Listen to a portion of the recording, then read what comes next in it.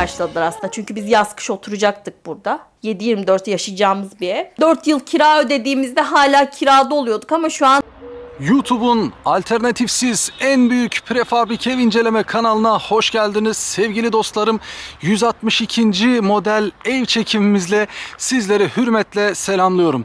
Bugün iletişim bilgisini şu anda görmüş olduğunuz Emirhan Prefabrik'in anahtar teslimi yapmış olduğu bir projenin incelemesindeyiz. Bu ev geniş bir bahçenin içerisinde 90 metrekare net kullanım alanına sahip, çok fazlaca tercih edilen, hem rengi hem oda dizilimi hem planı anlamında çok fazla tercih edilen bir ev modelidir. Bu evin içini de gezerken gördüğünüz zaman bu tercih sebebinin kullanım kolaylığıyla ilgili olduğunu hepimiz birlikte göreceğiz. Değerli dostlarım, evin güzel ön köşe cephesinden bakıyoruz. Evin en güzel göründüğü bence cephesi şu açısı. Birlikte bakalım. Geniş, burada yüksek verandasını da görüyoruz. Alt tarafı profil ayak üzerine yapıldı evin. Evet, evinizi anahtar teslim olarak tasarım şeklinde kendinize özel yaptırdığınızda firma sizin adınıza bütün işleri takip ettiğinden dolayı başınız ağrımaz, hiçbir ustayla görüşmezsiniz, telefon trafiğine geçmezsiniz. Erken gelen, geç giden, aksayan işler olduğunda siz uğraşmazsınız. Sadece evinizi teslim alır, pratik ve kolay bir işlem yaptırmış olursunuz. Bu şekilde düşünürseniz anahtar teslim yapan firmaları tercih etmek daha mantıklıdır. Ev dediğim gibi 50 santimlik profil ayak üzerine yapıldı. Hemen şurada evin alt tarafındaki boşluğu da göreceğiz. Dış tarafında manto yapıldı. Çatısı sandviç panel yapıldı. Sandviç panel saç trapez ve diğer çatı modellerine göre size çok daha iyi bir yalıtım ve hem ses hem ısı yönünden yalıtım avantajı sağlayacaktır. Burada yüksek bir PVC tercihi yapılmış. Bu PVC diğer PVC'lerden, yani normalde gördüğümüz şu şekilde PVC'lerden daha uzun yapılmış ki içerinin ferahlığı ve aydınlığı o nispette fazla olsun diye. Değerli dostlarım, dış tarafında hemen yaklaşmışken mantolamayı göstermek istiyorum. Mantolama masraf değildir. Evinizi yaptırırken mutlaka bunu önceliklendirin. Yani dışına yaptıracağınız bu mantolama sayesinde en az %30 ve üzerinde belki ısınmada ve soğutmada iki yönlü de yalıtım sağlamış olursunuz. Şimdi evin alt tarafındaki şu boşluğa doğru da bakmak istiyorum. Şöyle gidelim. Dış tarafındaki manto detaylarını da görebilirsiniz. Alt tarafında, evet, ışık açmadım. Bakalım alt tarafına, diğer videolarda da bakmayı tercih ediyorsunuz. Şöyle göstermek istiyorum ben de size burayı. Evin altında dilerseniz su basmanı yaptırabilirsiniz. C30 betonla su basmanı yaptırarak evinizin alt tarafını betonla kaplatabilirsiniz. Ya da bu şekilde daha hızlı, daha pratik ve daha az maliyetli şekilde profil ayak üzerinde yaptırabilirsiniz. Bu profillerin alt tarafları, yani yerle temas ettikleri bölümleri 50-50'lik beton kazık yöntemiyle, yani 50-50'lik bir çukurda betonun kurutulmasıyla yapılıyor. Bu profillerde onun üstüne batırılıyor. Bu çukurların dip tarafı ise topraktan nem ve rutubet almaması için önlem alınacak şekilde beton kazıklarla yapılıyor. Bu beton çubukların en alt tarafları da birbirlerine oluk açılarak betonla birleştiriliyor ki ev bütün şeklinde hareket etsin. Yani bunlar bağımsız kazıklar değiller. Bunlar evinizin alt tarafında uçları birbiriyle böyle oluklarda betonlar birleşecek şekilde yapılıyor. Şimdi evin yukarı tarafından incelemeye devam ediyoruz. Ağaçlar müsaade ettiği ölçüde evi size göstermek istiyorum. Arka tarafından bakıyoruz. Mantolama burada da devam ediyor. Mantolamanın verdiği avantajla eviniz yekpare bir görünüme kavuşuyor. Tek parça görüntüsü evinizi hem daha şık hem de daha yalıtımlı hale getiriyor.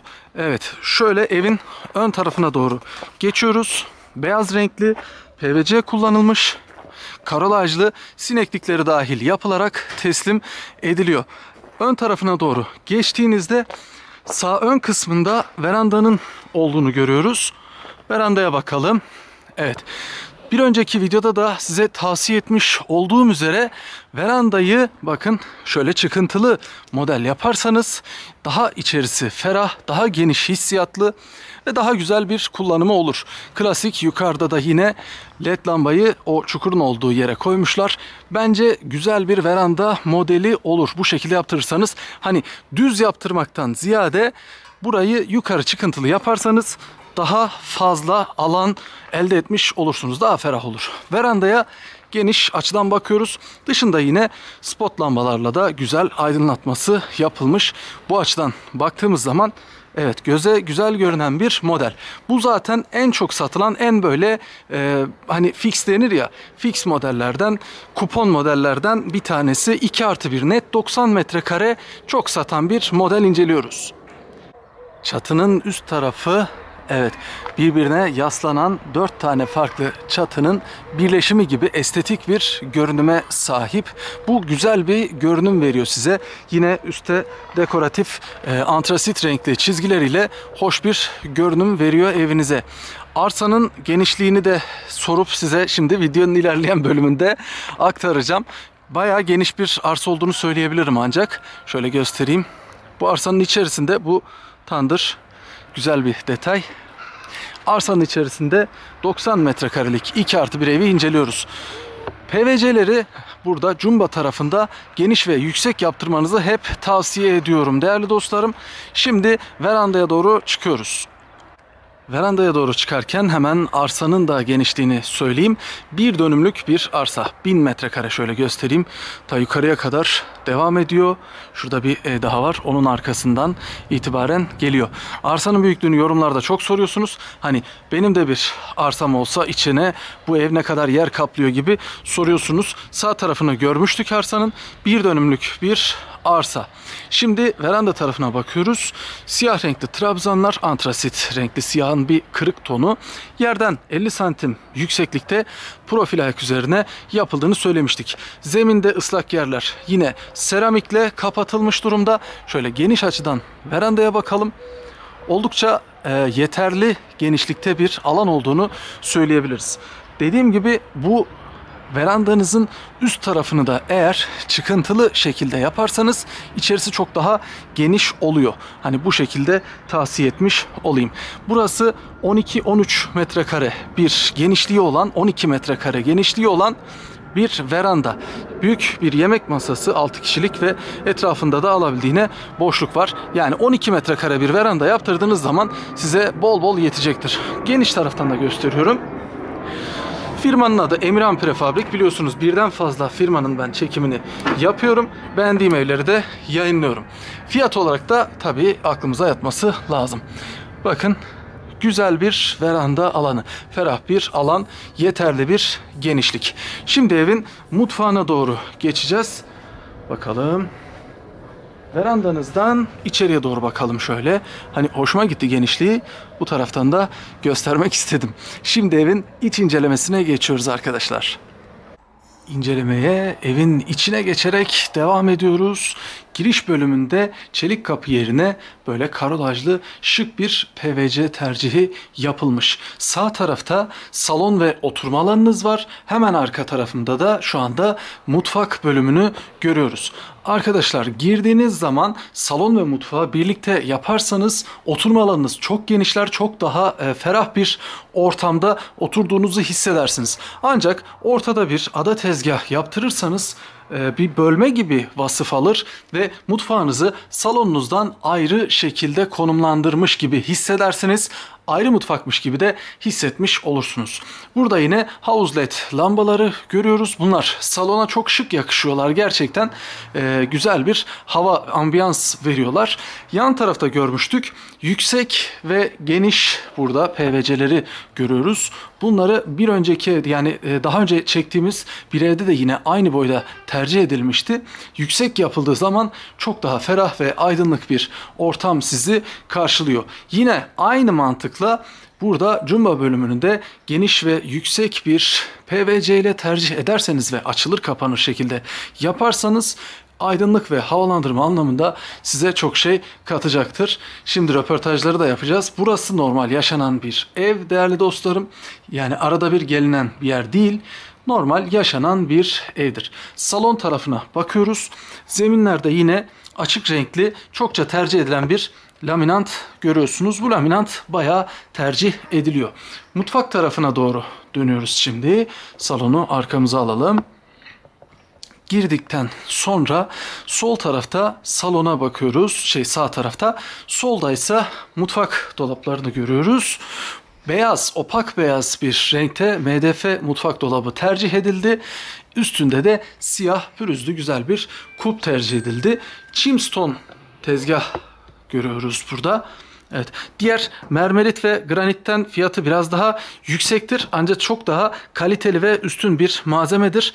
Dış tarafında yine çizgileriyle hoş bir ambiyans bu da vermiş. Mutfak tarafına detaylı baktığınızı bilerek buraya biraz daha vakit ayırıyorum.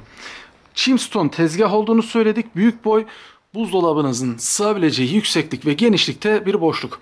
İlaveten sürgülü havalandırma ve aydınlatma penceresi. Israrla altını çiziyorum. Bunu mutlaka mutfağınızda yaptırmanızı tavsiye ediyorum. Hem havalandırmanız hem aydınlatmanız anlamında çok faydalı bir detaydır. Güzel Kare marka, reklam yapmıyorum bu arada. Fiyatını, kalitesini bilin, hesabınızı ona göre yapın diye söylüyorum. Reklamsa reklam ama reklam yapmıyorum biliyorsunuz. Arka tarafta yine tuğla efekti 3 boyutlu seramikleri görüyoruz. Krem rengi bir ankastre tercihi yapılmış burada. Şöyle geriden bakalım. Mutfağın genel ahengine de uyumlu olmuşlar. Bu havuz ledler gayet şık bir görüntü sunuyor gerçekten. Şöyle geriden de baktığınız zaman hoş bir görüntü veriyor size. Evet. Mutfak bölümünü detaylı da inceledikten sonra orta tarafı gösteriyorum. Salon ve mutfağınızın tam ortasında burada 2 kapı genişliğinde bir hole çıkıyor. 3 metrekarelik bir hol burası ve bu holden sağlı sollu 2 tane simetrik oda ve özel tasarım yapılmış olan çok şık bir banyo. Şimdi o banyoya da bakacağız. Evet, aile burada yaşamaya başladı arkadaşlar. Hafta sonu evi değildir. Normal yaşanan gerçek bir ailenin evidir. Kendilerine de soracağız. Bu evi yaptırırken nelere dikkat etsin izleyicilerimiz, tavsiyeniz ne olacak diye kendilerine şimdi evi inceledikten hemen sonra soracağız. Bu röportajı dikkatle izleyin. Devam ediyoruz. Sol tarafta ilk odamıza bakıyoruz. Odanın iç tarafında gri renkli standart güzel bir renk tercihiyle yukarılar yine opak beyaz tercihiyle boyanmış. Karolajlı beyaz renkli PVC'leri görüyorsunuz değerli dostlarım. Güzel bir marka, hem ses hem ısı yalıtma anlamında güzel bir PVC yapılmış durumda. Evet, şöyle odaya genişten bakıyoruz. Bir çocuk yatağı dolaplarıyla filan gayet rahat sığıyor. Orada gördüğünüz bir tane robot da var. Bu robot kullanılırken yeni nesil gırgır diyelim. Buralardan geçebilmesi için eşikleri yüksek yaptırmayın. Kimileri o şekilde talep edebiliyor. Yüksek eşik isteyebiliyorlar. Beyaz renkli, güzel, standart, sade, şık. Burada iç kapıları görüyorsunuz. Krom kaplamalı kapı kulpuyla birlikte. İçeriye geçtiğimiz zaman bu odada diğeriyle aynı büyüklükte simetrik. Daha önce de biliyorsunuz buna benzer bir ev incelemiştik. O da beğenmiştiniz. Onu da bayağı izlemiştiniz. Evler yapılırken artık ışıklandırma da ayrı bir boyuta çıktı. Birçok evde bu şekilde ledler tercih ediliyor. Hani güzel de görünüyor açıkçası hani. Şimdi diyemeyeceğim.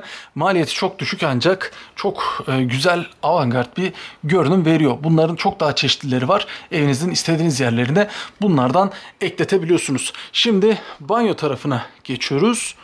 Burası özel yapılmış bir banyo. Alıcı müşterinin, ev sahibinin isteği üzerine kendisi tasarlayıp ben bu şekilde bir banyo istiyorum deyip yaptırmış olduğu banyodur. Yerlerde şık bir seramik görüyoruz.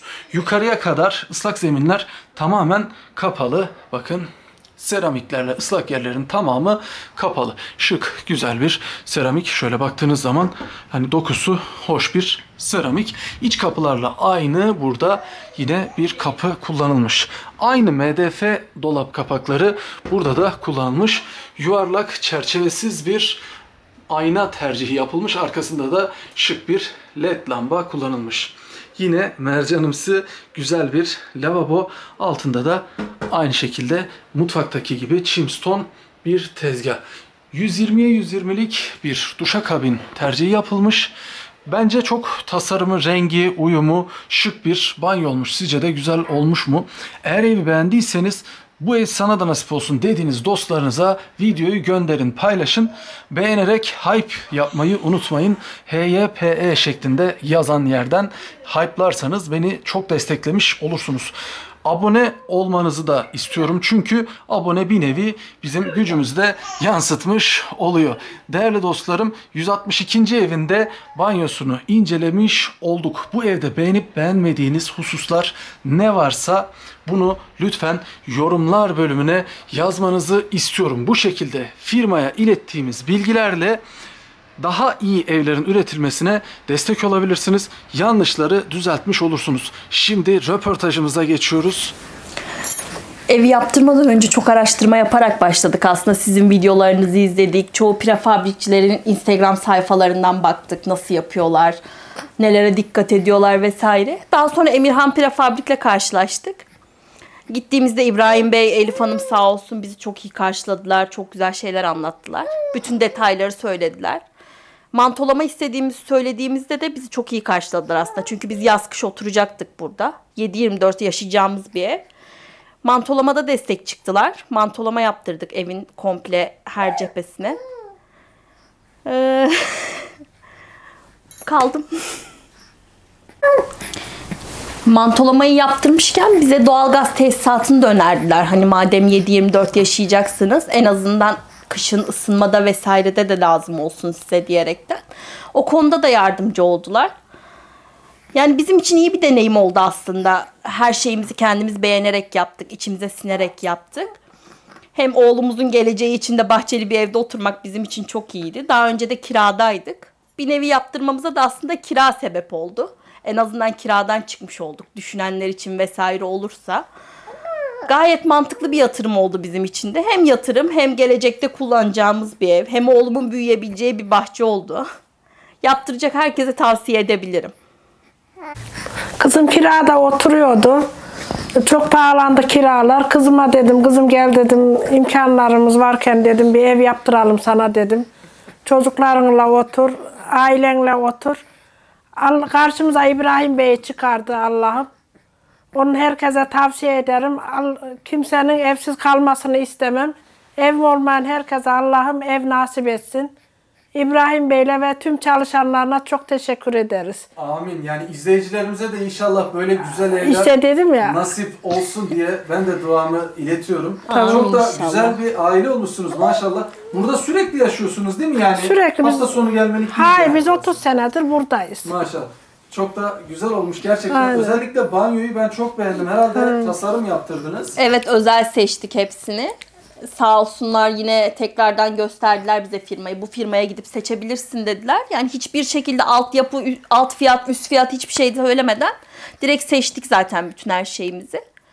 Onlar da yaptılar sağ olsunlar istediğimiz gibi. Ev yaptırmak isteyenler İbrahim Bey'le görüşebilirler. İşçilikleri de güzel, insan şeyleri de güzel yani insanlıkları da çok iyi.